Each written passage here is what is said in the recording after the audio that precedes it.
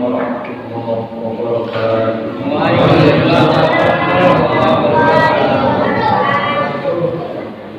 Alhamdulillah, wassalatu wassalamu ala Rasulillah wa ala alihi wa sahbihi wa mawala. La hawla wa la quwwata illa billah wa ba'd.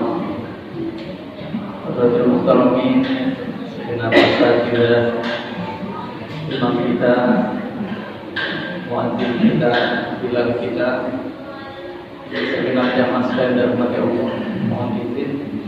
Kata orang, saya kalau berdiri aja kayak duduk, apalagi kalau duduk. Jadi mohon kalau sekarang saya berdiri, saya minta maaf. Bapak Ibu jamaah sekalian dirahmati Allah, malam hari ini udah nyampe malam berapa? Sebelum kita mulai, kita coba tarik nafas dulu sama-sama. Samakan dulu suaranya. 1, 2, 3, tarik dari hidung, keluarkan dari mulut. Yang kedua, lebih kompak lagi. 1, 2, 3, tarik dari hidung, keluarkan dari mulut. Cukup 2 kali. Yang ketiga, takutnya keluarin dari, masukin dari hidung, keluarin dari belakang. Bapak Ibu yang masukkan dari Allah, dalam Al-Quran Allah jelaskan, Syahrul Ramadan alladzi unzila fihi al-Qur'an.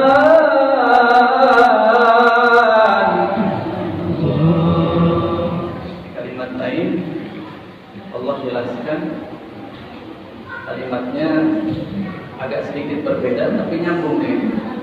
Fadhkuruni adhkurkum washkuru li wa la takfurun.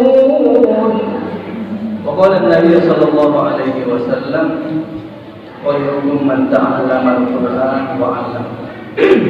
Bapak Ibu yang masih dirahmati Allah, waktu tarik nafas tadi, kira-kira apa yang beda dengan tarik nafas di rumah? Apa yang bikin beda? Duduk di masjid ini, atmosfer udaranya atmosfer udara bersama orang-orang yang soleh. Makanya ketika tarik nafas di masjid ini beda dengan waktu kita di rumah. Bisa jadi di rumah kita nggak punya wudu, tapi sekarang habis taraweh, habis isya, habis berinfak sedekah, kemudian kita tarik nafas sama-sama, ganti udara dengan orang-orang yang soleh yang ada.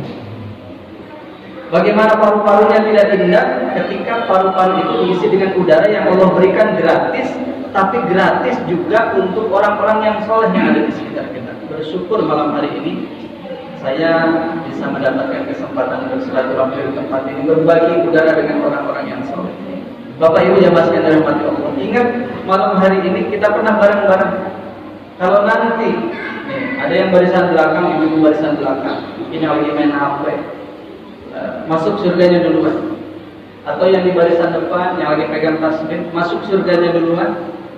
Kita minta agar dia ingat sama kita, pernah duduk sama-sama di Masjid At-Taubah ini dan pernah bareng-bareng zikir bersama, sholat bersama. Mudah-mudahan ini menjadi wasilah agar kita bisa saling menyelamatkan di akhirat.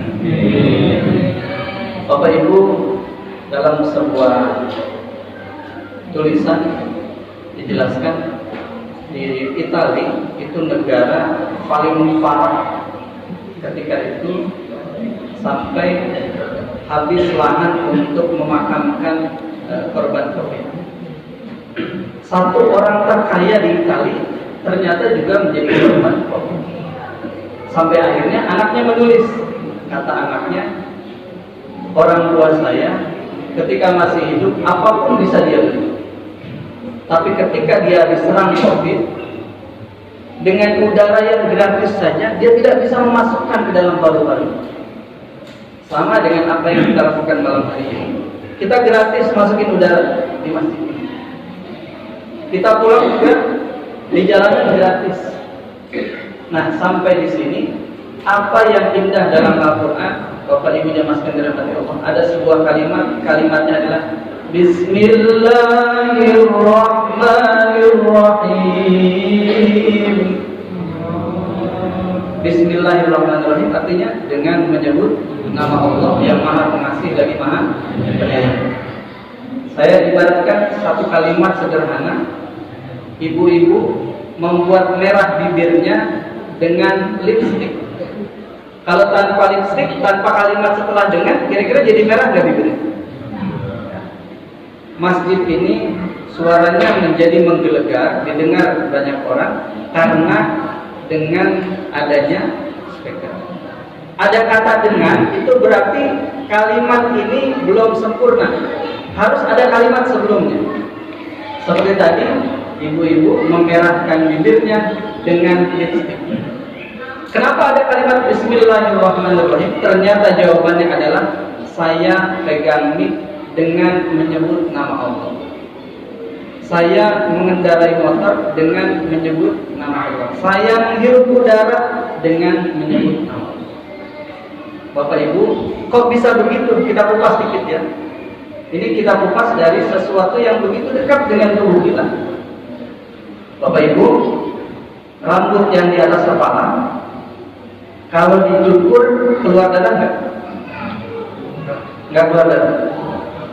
Tumbuhnya lebih cepat mana yang di atas dengan yang di alis? Jenisnya sama nggak?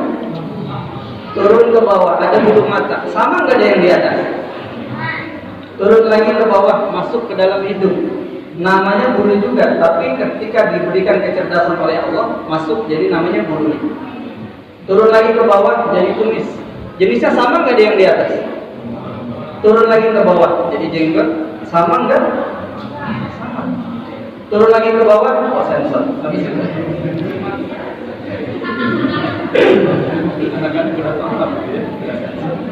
Nah sekarang kenapa pertanyaannya harus ada Bismillahirrahmanirrahim di setiap perbuatan yang kita lakukan?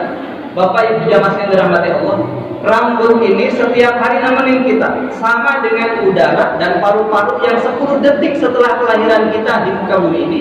Begitu kita lahir di muka bumi ini, 10 detik kemudian paru-paru kita mengembang. Awalnya seperti bantal.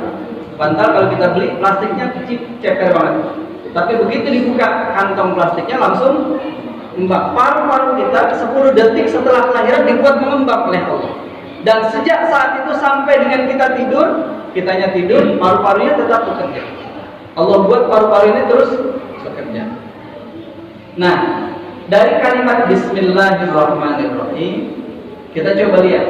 Bu, Pak, rambut ini pertumbuhannya setiap saat. Kita yang punya, tapi tahu nggak kita perkembangannya harus lebih panjang yang atas dibandingkan dengan bulu mata.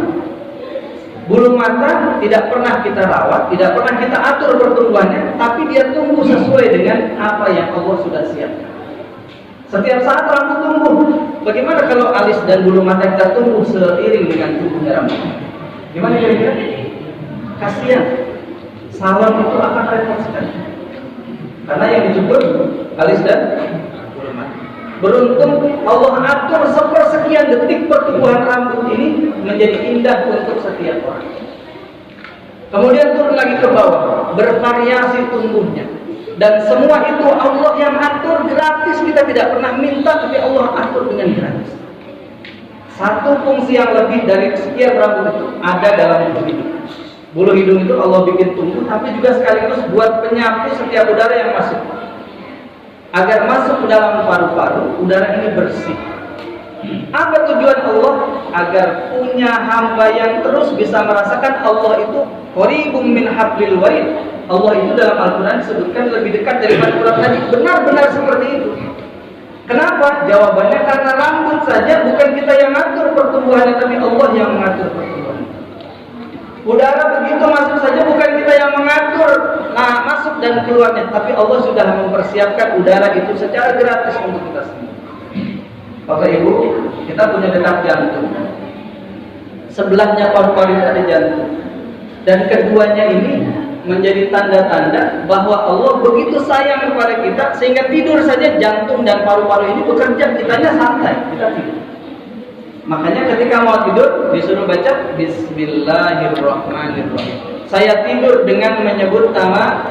Kenapa harus menyebut nama Allah? Karena kita terus bernafas dan jantung kita tetap berdetak. Allah yang membuat keduanya menjadi berjalan dan kita semua hanya mengucapkan saya tidur dengan menyebut nama Allah. Saya naik motor dengan menyebut nama. Yang ngasih tenaga untuk kita itu Allah. Untuk ngerem itu butuh pertimbangan luar biasa. Ada kecepatan yang diatur oleh otak, dan itu yang memberikan Allah diatur sangat luar biasa. Bapak Ibu yang dirahmati Allah, dari kata Bismillahirrahmanirrahim, kenapa harus dibudayakan? Jawabannya karena setiap saat tubuh kita ini Allah yang mengatur. Dalam keadaan lurus kita ibadah kepada Allah diatur. Begitu kita bisa digoda oleh iblis, iblis bisa menggoda kita, goyang kita ke kiri, masih diatur oleh Allah. Masih dikasih nafas gratis, udara dikasih, jantung diberikan tetap berdetak, rezeki tetap dikasih, dan yang lebih indah lagi, masuk ke bawah sedikit, Allah berikan sebuah kantong. Kantong itu namanya kantong kotoran. Kenapa Allah buat di bagian bawah dan kemudian ditutupi dengan kulit dan lain sebagainya? Penyebabnya karena, wahai manusia, seperti itulah aku menutupi aib-aibmu. Ada kotoran di dalam tubuhmu dan hatimu serta perbuatan harianmu, tapi aku tutupi semua itu sehingga orang-orang yang di sekitarmu masih menghargai. Yang masih dirahmati Allah, luar biasa sekali. Setiap saat dilindungi oleh Allah aib-aib kita di tubuh. Setiap saat dikasih hadiah berupa jantung yang tetap berdetak dan nafas yang terus bisa teratur. Ini adalah bagian dari Allah, cara Allah mengingatkan kita. Jadi pelajaran pertama malam hari ini, melakukan apapun jangan lupa baca Bismillahirrahmanirrahim. Itu awal surah. Di surah yang pertama yang diturunkan oleh Allah, Iqra. Iqra bismi rabbikal ladzi khalaq. Iqra, bacalah dengan menyebut nama Tuhanmu yang telah menciptakan. Ibu bapak sekalian dirahmati Allah, saat ini ada sesuatu yang sangat cocok dengan ayat ini, tapi sangat sulit dicermati oleh beberapa orang yang hidup di muka bumi. Al-Quran dengan handphone yang ada di tangan, kira-kira banyakan mana lihatnya? Handphone. Lihat handphone itu yang dilihat gambarnya atau tulisannya dulu? Gambar. Kemudian ketika ada perintah, tulisan atau gambarnya? Iqra. Jadi sebetulnya megang handphone itu sudah diberikan oleh kabarnya oleh Allah, Iqra, bacalah. Nah, handphone ketika dikeluarkan oleh pabriknya dikasih sebuah buku panduan. Jangan lepas dari panduan ini, handphone Anda akan selamat. Allah begitu memberikan informasi kepada manusia bahwa dia akan memiliki keturunan, berikan dia jalan untuk bisa memenuhi cara agar buku panduannya benar. Begitu lahir, diperkenalkan dulu, Allahu Akbar, Allahu Akbar, di telinga kanan. Diperkenalkan lagi di telinga kiri, Allahu Akbar, Allahu Akbar, asyhadu an la ilaha illallah. Tujuannya adalah telinga kanan dan kirinya mudah mendengar asma Allah dan senang ketika melihat ayat-ayat. Bapak Ibu memasukkan dari hati Allah, satu hal yang diperingati di dunia ini malam hari ini, di malam ke-17 Nuzulul Quran adalah bagaimana semua manusia bisa mulia dengan Al-Quran, bisa mulia dengan Al-Quran. Al-Quran itu menjelaskan salah satunya, tiap malam hamba ini wahai Allah selalu membaca Al-Quran. Fasyafi'ni bihi, karena perbuatannya itu aku ingin memberikan syafaat di akhirat. Jadi salah satu yang bisa membuat kita mendapatkan syafaat adalah dengan membaca Al-Quran. Bapak Ibu yang dirahmati Allah, kesimpulan yang pertama adalah Allah sudah menghadiahkan begitu banyak hal gratis dalam tubuh kita. Oleh karena itu, hal gratis ini harus kita syukuri dengan cara melakukan apapun diawali dengan Bismillahirrahmanirrahim. Yang kedua, kita harus ingat karena Allah yang mengatur apapun yang ada dalam tubuh kita, artinya Allah begitu dekat dengan kita. Saat kita berada di jalan yang lurus, Allah sangat senang melihat kita. Tapi ketika kita belok dari jalan lurusnya Allah, kemudian kita kembali kepada Allah, Allah berlari menyambut kita. Oleh karena itu, jangan pernah lepas dari berdoa kepada Allah, karena apapun yang ada dalam tubuh kita sedang dirindukan oleh Allah. Dan cara-cara beribadah kita itu adalah bagian dari cara untuk membuat kita punya bekal pulang yang cukup kepadanya. Malam hari ini Allah kasih bekal yang cukup dengan cara duduk bersama orang-orang yang soleh. Mudah-mudahan para muadzin yang lehernya akan dipanjangkan oleh Allah di akhirat nanti. Kemudian para imam, para donatur yang membuat masjid ini bisa lebih nyaman. Kemudian jamaah sekalian yang mengisi hari-harinya di masjid ini, jangan dikira langkah kaki kita menuju ke masjid ini tanpa perhitungan dari belatung-belatung yang ada di tanah. Begitu tubuh kita nanti ditanam ke dalam tanah, mereka akan kenali siapa nih yang ditanam ke dalam tanah. Oh, ini yang dulu jalan ke masjid dan gerakan kakinya, gerakan kaki ingin tarawih di masjid. Belatung-belatung itu akan mengingat, ini hamba-Mu ya Allah, dulu dia sholat di masjid ini bersama yang lain. Dan itu semua adalah bagian dari cara Allah untuk membuat kita memiliki bekal yang cukup kepadanya. Kita baca Fatihah. Ini buat anak-anak kita nih. Hari ini mereka mungkin bercanda di masjid ini. Tapi siapa yang akan menggantikan imam, muadzin, kalau bukan mereka? Tapi mereka juga akan mengingat, bapak ini pulang duduknya di sini. Dan sekarang kita lihat ada di surah Yasin fotonya. Dan foto itu adalah kita, foto kita yang akan ada di surah Yasin. Mereka yang akan mengingat, oh bapak ini duduk di sini ya. Bapak ini yang duduk, ini yang galak banget ini. Dia akan ingat siapa Sayyidina Umar yang ada di masjid ini. Siapa yang galak ketika mereka berbuat salah, dan itu akan dianggap, oh sama dengan Sayyidina Umar. Siapa yang selalu datang paling awal di masjid ini. Itu semua akan menjadi bagian dari memori kita, sama seperti memori yang kita miliki. Kita ingat dulu, waktu di mushola kita ketemu dengan siapa. Dan ini semua kita doakan mudah-mudahan ada di antara mereka yang menjadi penjaga Al-Qur'annya Allah. Kita juga sebagai orang-orang yang sangat cinta dengan baginda Nabi, mudah-mudahan ada di antara mereka yang hafal hadis. Kita doakan para pencari rezeki di keluarga kita, mudah-mudahan Allah sehatkan. Allah membagikan menuntut rezeki yang halal untuk keluarga kita. Kemudian untuk sahabat-sahabat kita, terutama DKM kita yang sedang kurang sehat, mudah-mudahan Allah kembalikan kesehatan. Kalaupun dalam kesabaran kesehariannya, mudah-mudahan menjadi pengganti dan pengumpul dosa-dosa. Saudara-saudara kita yang saat ini sedang terbaring karena kurang sehat, mudah-mudahan Allah sehatkan. Bil khusus orang tua kita yang telah dipanggil oleh Allah, mudah-mudahan mereka bangga dan bahagia melihat keturunan dan sholat dan bersujud kepada Allah. Kita hidup di alam kuburnya, mudah-mudahan Allah jadikan kuburnya rawdah min riyadil jannah, dan Allah jadikan mereka orang-orang yang bahagia dan bangga dengan doa-doa tersebut. Khusus lagi untuk yang mewakafkan masjid, yang mewakafkan hartanya untuk masjid, yang mewakafkan badannya untuk mengisi masjid ini, mudah-mudahan mereka semua itu dan kita semua termasuk orang-orang yang akan kumpul di surga Allah Subhanahu wa taala. Al-Fatihah.